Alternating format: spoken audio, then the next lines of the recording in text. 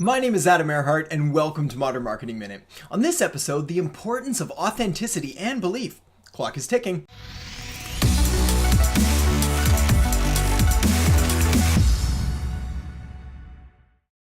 Let me ask you a question. What story do you tell yourself?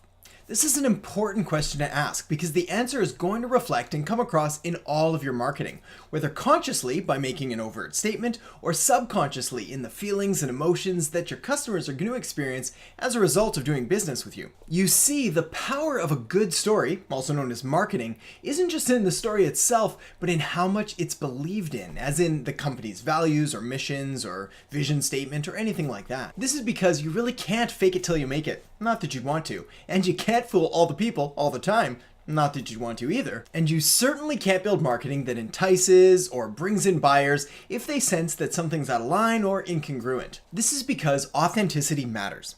Being congruent and consistent matters, and telling powerful stories that your market and you believe in, that matters too.